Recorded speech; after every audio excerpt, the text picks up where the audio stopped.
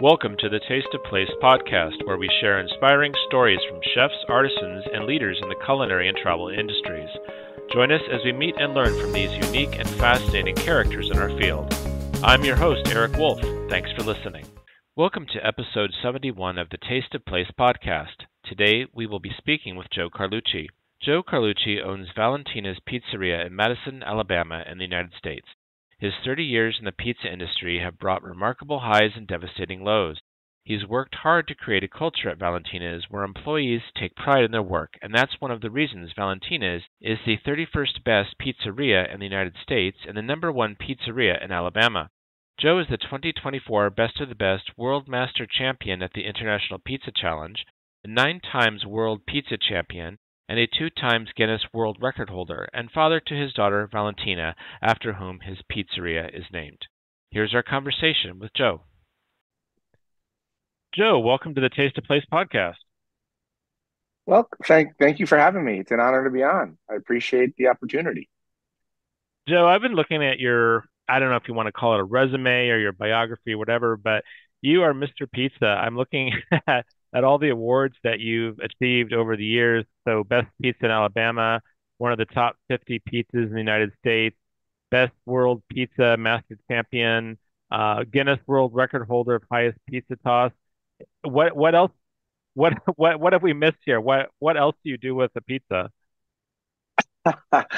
I think you pretty much got it all. I'm a 9-time World Pizza Champion, also a founding member of the World Pizza Champions. Excellent. Well, I can't think of a more perfect food group than the pizza, so we're definitely going to be fast friends. Sounds good to me. We have an open spot for you anytime you want to come and try some. I was looking at your Instagram role earlier before our interview today, and your pizza definitely looks fantastic. And I thought one of the things I noticed two things. One of the things was that you mentioned, I think it was maybe on your website, about you really were firmly making an impression that the quality of the ingredients is really high. And then I also remember an interview where you were talking about you moved back to American flour or something, and the quality of the pizza was like night and day. Tell us about why ingredients are so important to securing such a fantastic place and reputation in the pizza industry. Okay, first, I actually moved from American flour to Italian flour. Okay, Um, my mistake. so whenever you're cooking, baking, doing anything with food, it is extremely important to use the highest ingredients that you can to put out the best quality of product for your customers as well as yourself. The ingredients that we're using puts off the quality from the flour. For example, our flour that's coming from Naples, Italy is non-bromated, non-bleached. There's no preservatives in there, no pesticides. So our dough, our pizza that we use with the Italian flour Caputo is very easy to digest. In fact, I've had customers that have a slight celiac or slight allergic to some kind of flour inflammation when they're eating pizza, and they have zero with ours. Now, it's not just the flour; it's a big part of it, but it's also the process of our fermentation when we're doing our biga, which is a pre-fermentation. All that goes in with the quality of ingredients to make a very high standard product. I've heard that before from friends that maybe have a slight gluten allergy or who are gluten intolerant, and they go to Italy and they can eat pasta and pizza without a problem. And they were saying that they thought it's because the wheat there is not GMO. Is that true? 100%. They're spot on. It's a big difference. I only wish America would adapt some of the European laws and rules because it's night and day. I've been in the business for 30 plus years, and I met Fred Moretti 8 months ago and asked me to take a chance and switch to flour. And, being from New York and a pizza guy, you're kind of like stuck in your way. You don't want to like branch out because, you're like, you don't know, but you already know how you think your quality is. And, Tony Gemiani is my mentor and said, you always got to be willing to learn, listen, and try. And I did all three of those. And I'll tell you, it's been nothing but a blessing. We actually won best of the best in the world this past March in Vegas using the Caputo flour. But not only that, I've noticed with customers have come to myself and my staff and saying, "Did you change something? Did you do something different?" And we say, "Why?" It's more flavorful. It's a lot easier to digest. I can eat a whole pie and I don't feel full. I don't feel bloated when I go home. And that has a lot to do what goes into what they do with the flour in Europe as opposed to what they do here in America. And not only flour, a lot of other products. Our burrata cheese comes directly flash frozen from Naples. There's something to be said for quality ingredients for sure. I definitely am with you 100% on that. People have often called American food Frankenfood, and I think that a lot of Americans don't really know what happens in the food industry, and they just think flour is flour, but nothing could be further from the truth. I couldn't agree with you more. And I think as operators and owners, it's our job to teach our staff, to educate our customers to why the quality is why it's at where it's at and why the price point in is different from other places is. It's not because we're just trying to get rich. It's because of what we're bringing in isn't around here. So there is a cost effect when you're using ingredients that is not local to you or in the States. And I think it's very important that restaurateurs educate their customers and their staff so people understand, go, oh, wow, this pizza is X amount of dollars. It's too expensive. Let's go over here. But what you're getting out of it is a lot more healthier and longevity in your life, in your day to day workforce than you do if you go somewhere else. And that, I believe, separates us where we are um, with our competitors. Well, we have a lot of non-Americans who listen to the podcast as well, including a lot of people from Europe. And for them, they're probably thinking this sounds very odd because why would you fool around with food? What do you mean there's different kinds of flour? What do you mean American flour makes you bloated and sick and feel heavy? They probably it probably is sounding very strange to them right now. Yes, it's probably like it's like we're aliens from Mars. I couldn't agree with you more. And but on the flip side of that, I've heard a lot of Americans and customers when they go to Italy, they always ask me, why is the pasta so easy and better? Why is the pizza better? And it's not just because it's in Italy or Europe or Spain or wherever it is. It's not just because it's there, it's because of the product they're using. And now we have the ability to bring those products to America to make it better here as well. Yeah, and it's also the terroir. I mean, it's everything from the water to the pollen, all of that that goes into the food. It's a completely different ball of wax. Over in Europe, it's a lot more, it's like they're on top of it more. It matters. Even the school lunches in Europe is totally different from what it's here in America. Oh So yeah? Well, it's night how and day. how are they different? Well, my daughter's in sixth grade, and I make her lunch every day because the lunch that they serve is like out of a prison. It's processed food, Yeah. all of it, 100%. We're in Europe, if you look into it, and I have done my research because I'm very big on that for my daughter. It's all processed here in America, and in Europe, it is totally different.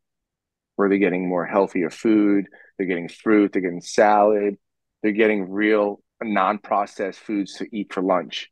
It makes a night and day difference on a kid's brains, their health, their growth, their puberty. Everything matters when it comes to food.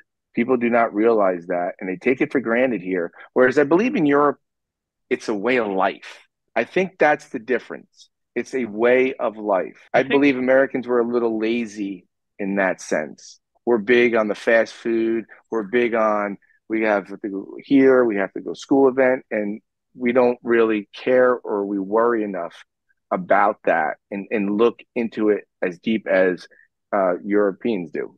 yeah. No, I think you're right. It is the gastronomy in Europe, the culinary culture is something that I think people are brought up with, and it's just part of everyday life at home. I mean, kids are drinking wine with dinner not to get sloshed, but just because part of what you do. So you could be 13 or 14 or 15 years old and you might have a half a glass of wine with dinner. That's perfectly okay. Whereas in the States, a parent would freak out if you were to give your teenage child a half a glass of wine with dinner. 100% agree. Yeah. You hit the nail on the head. My daughter's 11, and when she gets to be a little older, our Sunday's our day together to cook. This past Sunday we cooked bulgogi. She's half Korean. Next Sunday we're going to cook chicken parm and make fresh pasta. And every time we do it, she never wants to go out to a restaurant. One, she enjoys it. She enjoys learning, but she always says, "Daddy, this is so much better." With a name like Carlucci, there's got to be some Italian roots there somewhere. Why don't you tell us about your family history?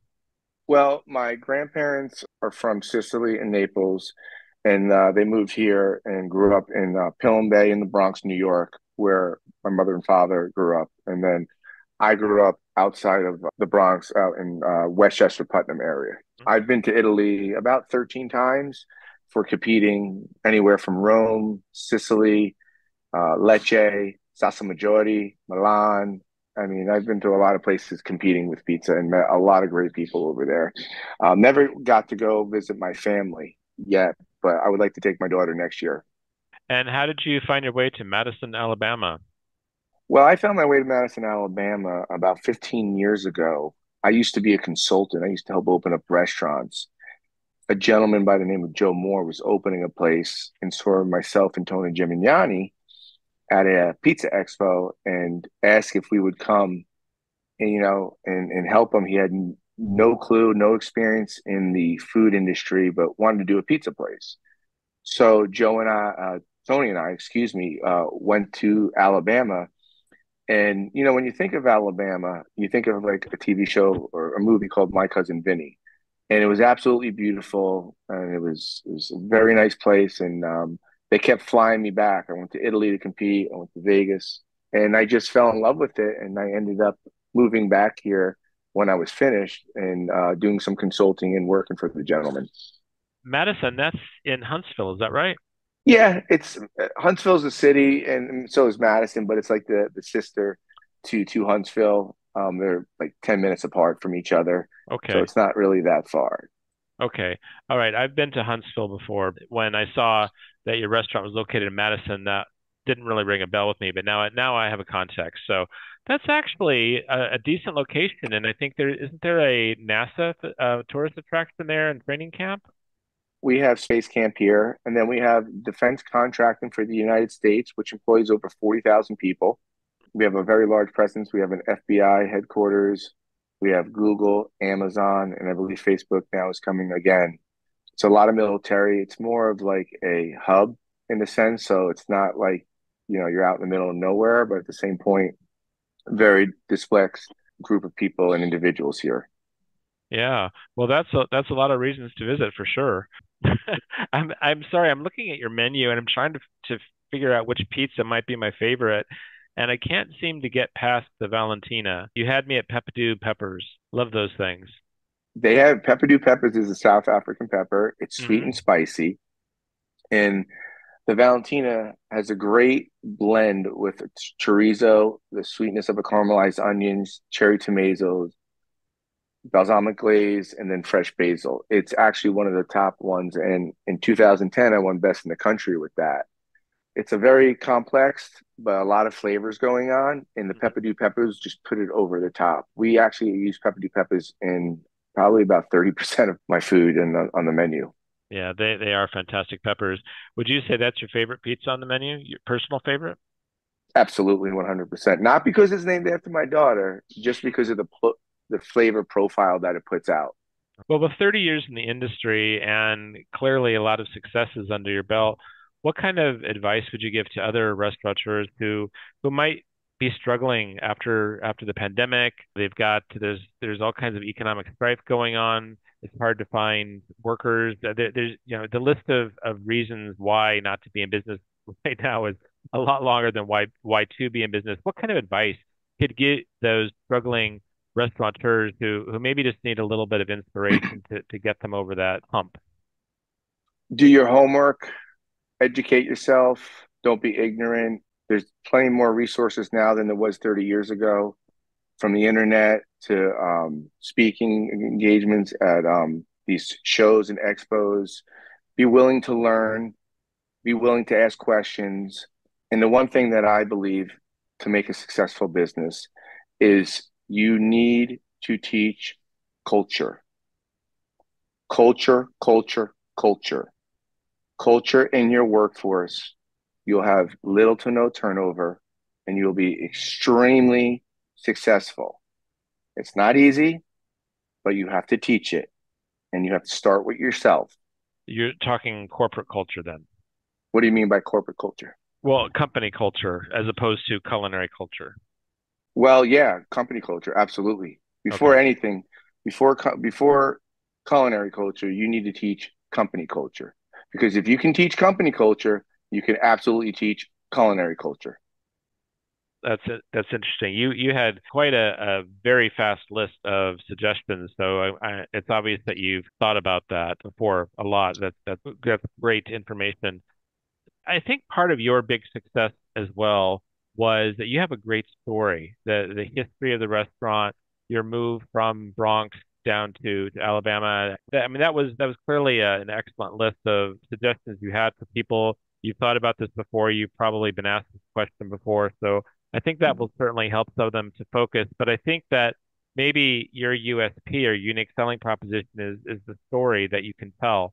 And I don't know that a lot of other entrepreneurs would necessarily have a fantastic story. I mean, everything from your move to New York were there connections with the mafia? That was never really clear from what I've read.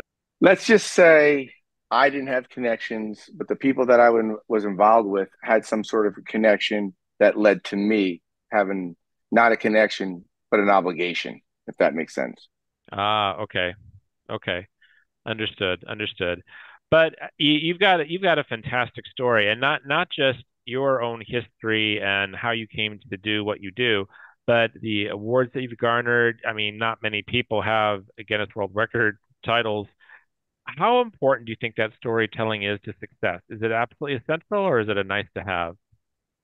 I think it's very important. I think it's extremely important because the one thing you have to have when you go into being in any kind of culinary industry, pizza, restaurant, baking, is you have to have discipline. You have to have mental toughness. And most of all, you have to believe in yourself. You have to. I've failed more times than I have succeeded. And the only thing that's kept me, other than my mental toughness, is my daughter and letting her know that if I fail, then if she fails at something, how can I tell her not to give up if I did? And before her, I just always believed in myself when no one else did.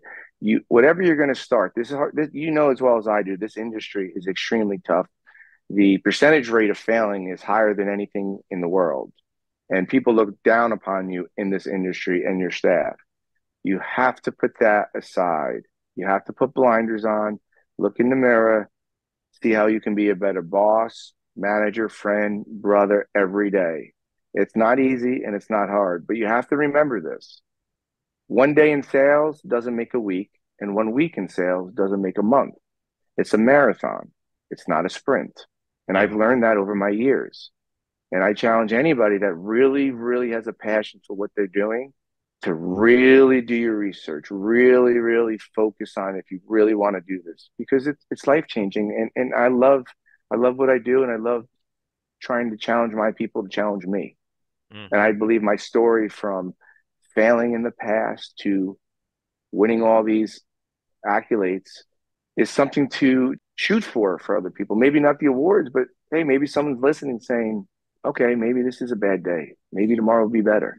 Yeah. Maybe I can change this. And I would add to that, I think that just because you might have a failure, maybe you have a failed business, or maybe you lost three great employees in a row, or something happened, or maybe you lost your fantastic supplier, whatever it is, you might have a failure, but that doesn't equate to a full-on failure of you as a professional or you of your business necessarily. I think that the smart entrepreneur is going to learn from those mistakes and failures and grow from that and only get better. I couldn't agree with you more. You cannot dwell on anything, any day, time, week of the year.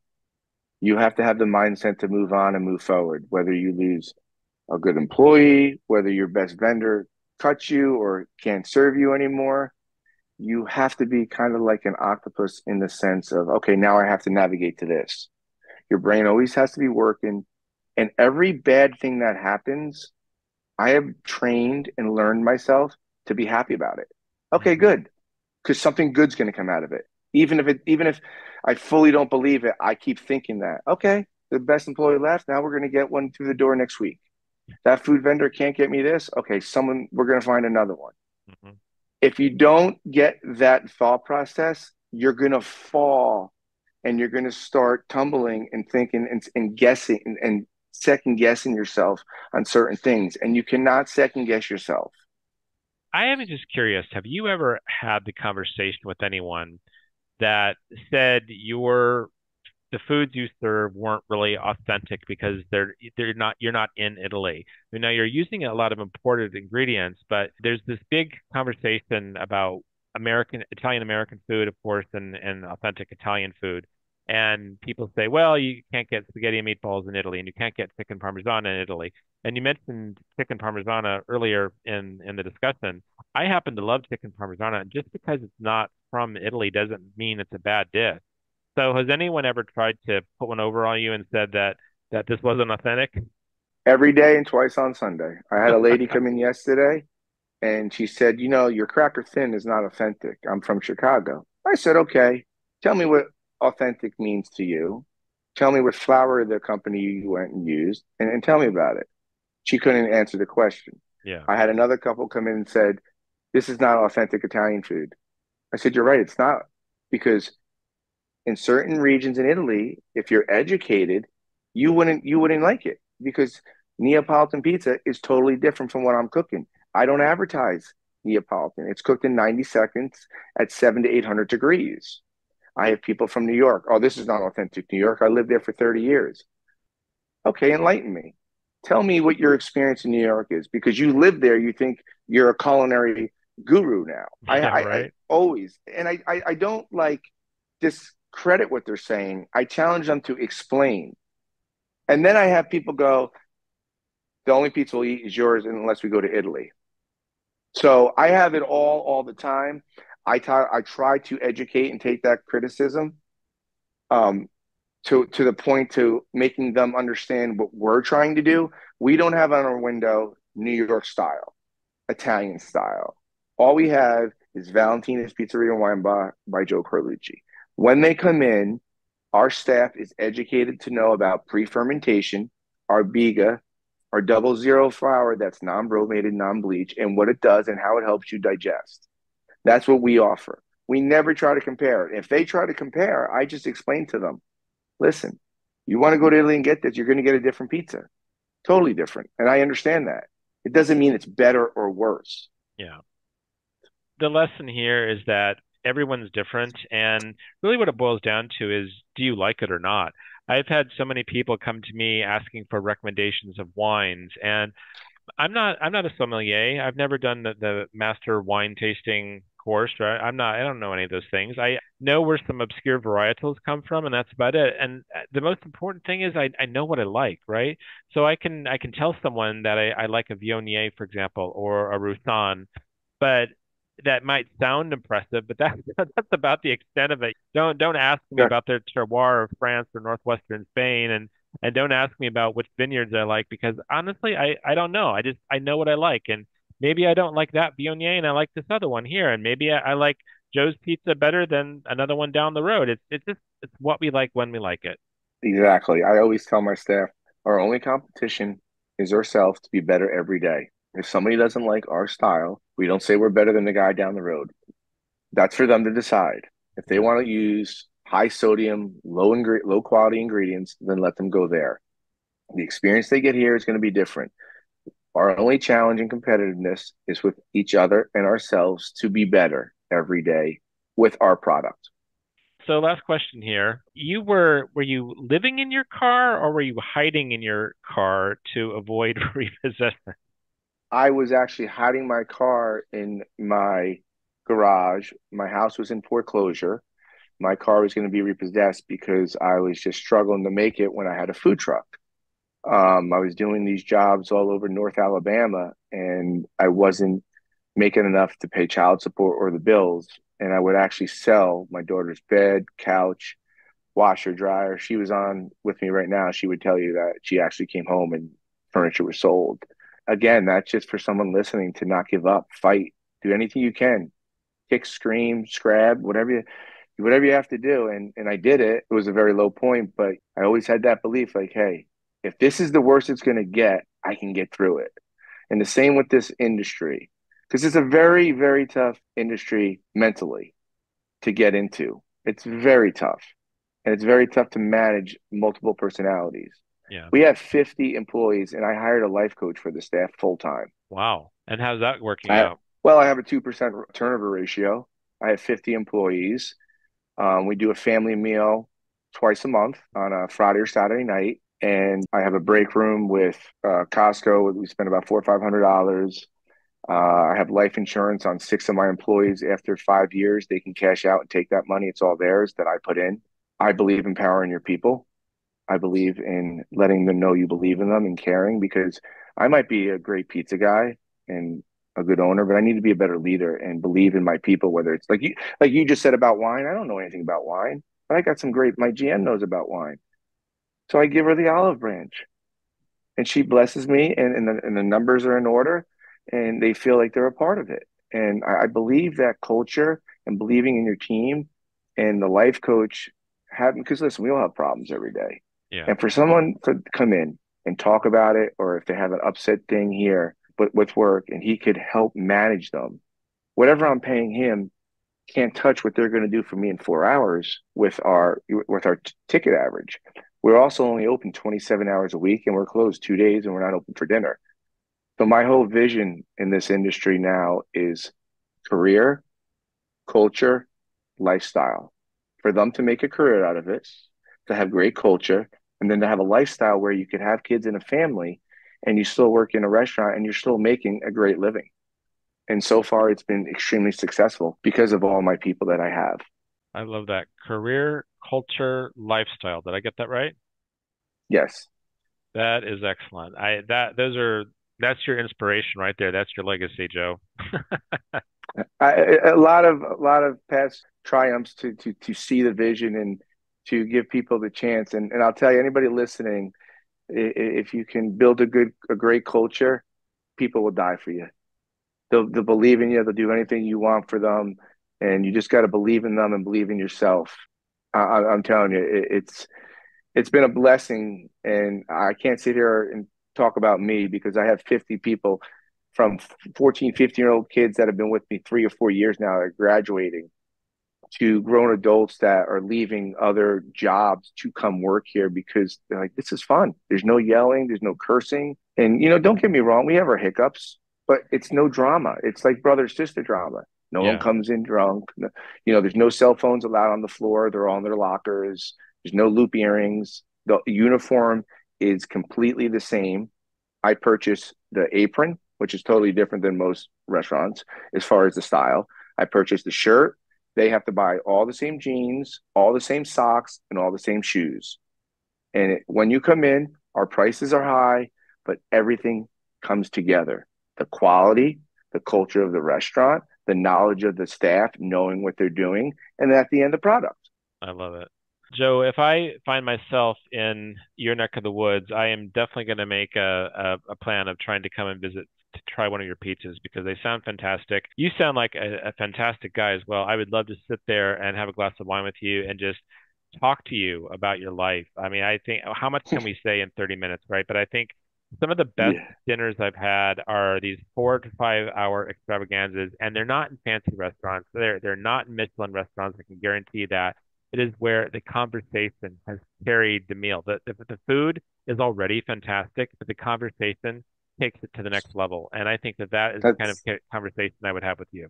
I feel like I could talk to you for hours over a bottle of wine and a pizza and just trade stories and ideas and history of culinary stuff. Yeah, I look forward to that. And for anyone listening, you can find Joe on his website or his Instagram profile, which are below this episode on your podcast player. So, Joe, I'd like to thank you very much for your time today. It was short, but it was sweet. You had a lot of wisdom in a short amount of time. Thank you very much for sharing your knowledge and your time today. I appreciate it. It was an honor. Thank you very much. That's it for this episode of the Taste of Place podcast. This episode is brought to you by the World Food Travel Association and its World Food Travel Academy. We'd like to hear from you.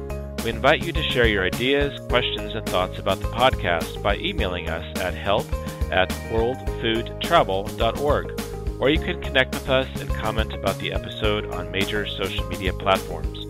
Special thanks to our guest, Joe Carlucci, and our sincere thanks to you for joining us. I'm Eric Wolf, wishing you a safe, happy, and productive month ahead.